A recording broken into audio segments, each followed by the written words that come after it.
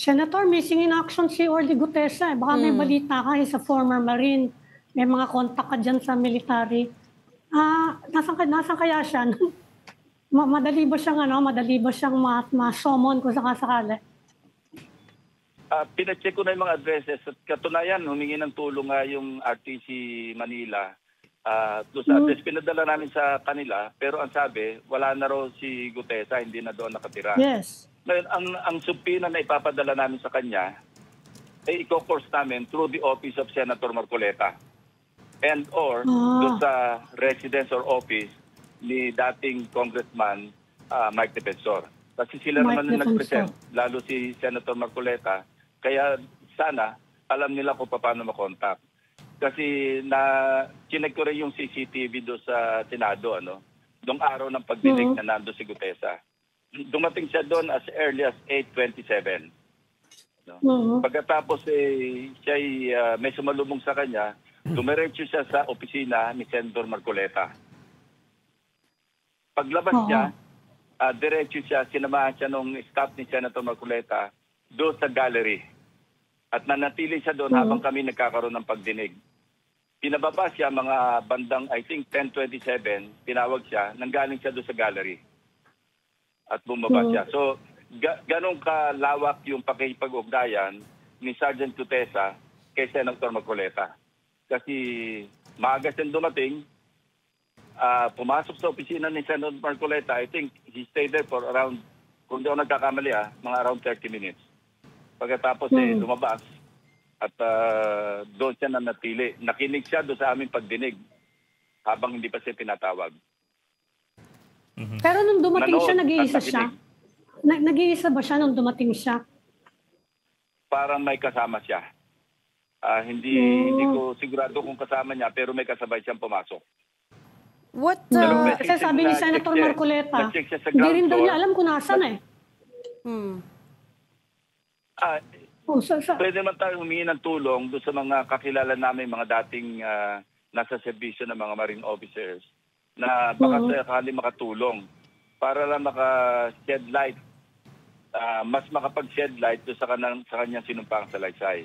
Ngayon, kung hindi siya makita, i-appreciate na lang namin yung kanyang sinumpang salaysay on its face value, on its face, Kung ano yung face value ng kanyang sinumpang salaysay, yun ang magiging part ng record. At ulitin ko, valid yung kanyang sinumpang salaysay regardless of kung pinalsify niya yung notaryo, valid pa rin yun. Kasi aside from the affidavit, sinumpaan niya pa rin yun doon sa harap ng Blue Ribbon Committee. Yes, sir. What prompted you, Senator, to check the CCTV of the day that he showed up at the Senate? Ano po yung hinahanap niyo?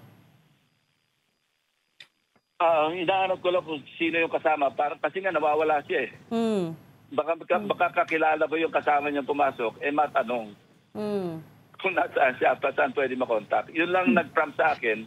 Kaya sabi ko, tingnan nyo nga kung sino yung kasama niya nang pumasok siya. Hanggang ngayon, tinitingnan namin kung ma-identify yung kasama at baka sakaling makatulong sa pag-locate sa kanya. Actually, nung sinumon siya doon sa DOJ at hindi sa sumipot, doon ako nakapagbigay ng bilin sa aking mga staff na tingnan nyo nga yung CCTV, baka sakali makatulong tayo sa DOJ sa paghahanap kay Gutesa. Si Senator Marcoleta has no idea of his whereabouts because that was his witness, di ba? I don't know. Hindi kami nag-uusap dalawa Sir, anyway, pero yun ang sabi ni Senator Marcoleta, hindi daw niya alam. As Senator, due diligence nyo ba yung background niya? Parang colorful yung background niya. Laging security siya daw, allegedly ni Saldico, ni Vice President Sara Duterte, etc. Parang marami siyang pinagtrabahuhan. Yung ba ay na-check na? Yes. Nagsagawa ko ng RCBI, record check saka background investigation. At alam mo, surprisingly, pardon the word, pero ako mismo, nakita ko at saka pakipag-ugnayan doon sa mga nakakilala sa kanya, maganda yung kanyang service record.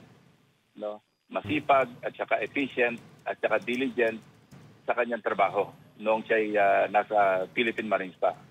So yun ang napag-alaman ko sa kanyang service record. Yung kanyang service reputation sa Philippine Marines, maganda. Sir, nabanggit nyo yung Manila RTC Executive Judge maaaring magsampa ng reklamo against Guteza and those who presented this affidavit. Kasama ba doon o masasabit ba doon si, for example, si former Congressman Mike Defensor at si Senator Marcoleta? Or they're not included in that consideration? Hindi siya ang magsasampa ng reklamo. Nire-recommenda niya sa prosecutor's office o sabihin natin sa DOJ na magsagawa ng preliminary investigation dahil pwede maging liable sa falsification si Sergeant Gutesa and others responsible for presenting his affidavit. Ang question dito, bukod kay Gutesa, yung affidavit mismo. Yes, sir. Pero I think medyo sa tingin ko lang kasi layman, medyo stretch yun kasi hindi naman, wala naman personal knowledge yung nagpresenta sa kanya. In this case, si Senator Marcoleta o si Mike Defensor man na hindi talaga properly o hindi notarized ng proper notary public yung salaysay ni Gutesa. Okay. Tinanong nga siya ng pagdinig na ikaw ba mismo nagpanotaryo? Ang sagot ni Gutesa, opo. Ako mismo nagpanotaryo na purportedly kay Atty. Espera. Na agad-agad naman tinanggi ni Atty. Espera. Kaya nga nagbigay daan doon sa executive judge na magsagawa ng investigasyon. Kasi nakikita niya merong violation. Kasi may exclusive jurisdiction ang executive judge na maski anong syudad o bayan man o kung saan man na magsagawa ng investigasyon patungkol sa mga violations ng notarized document. So you were able to confirm that maganda yung record niya when he was still a Marine, but is it correct to say that at this point we have not proven without a doubt that naging security consultant nga siya ni Congressman Zaldico? And others. And others. Correct? As per his sinumpang Salazar, yes, sinabi niya. Hindi, pero outside of the statement, affidavit ni Gutesa, wala pa pong ibang evidence. We have not proven at this point without a doubt that he served Zaldico at that time, that he said he did. Walang corroborative na statement o document na nagsasabing siya nga ay nagsilbing security detail ni Zaldico at kung sino-sino pa man.